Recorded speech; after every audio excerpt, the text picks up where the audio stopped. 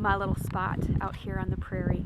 I've often been known to say that some people call this the middle of nowhere, but I call it the center of my life. And I just want to welcome you to it. It's a cold, crisp morning here, about 8 degrees, but it's absolutely gorgeous. The birds are chirping and the wind is barely, there's just a faint breeze, and it's just sparkling and just a magical moment. So I'm excited to share it with you. I'm going to share with you a bit about today's lesson. It's our first lesson in the one-day class, and it's about how one day she decided that one wobbly step was better than regret. So I'm going to share with you a little story that I wrote about my daughter about 5 years ago. And it's something that encourages me to take a step and to keep going.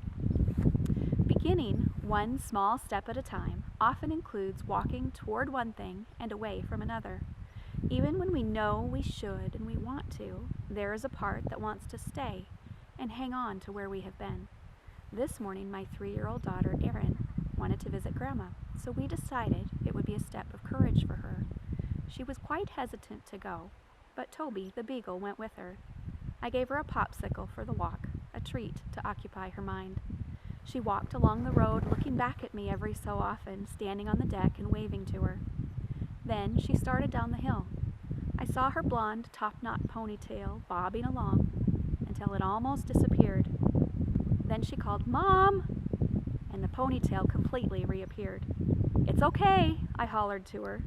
Then she disappeared completely from my sight. Again she called, "Mom!" from the point where she could not see me, but she could still hear my voice. "You're okay," I called back. She has to pass through a spot where she can't see home and she can't see Grandma's house. But then I saw her appear again at the bottom of the hill. First the ponytail, along with the white tip of Toby's tail. Then, bit by bit, her whole little body, and Toby's too, were visible.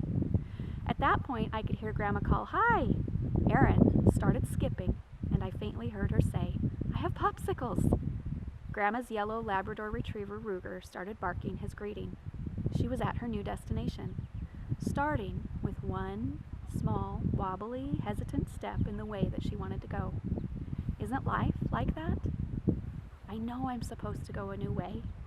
I have to take that first hesitant step in a new direction.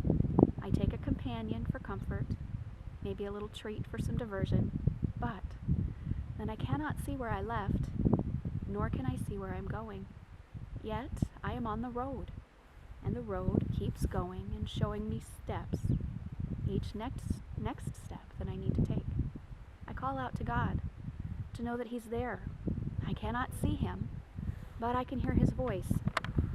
Even though it's not audible to my ears, I can hear it in my spirit, and it gives me courage when I can't see where I left and I can't see where I am going. But then, stepping one small step after another, I begin to get a glimpse of my new destination. And there it is that my fear turns into enthusiasm, and I start skipping.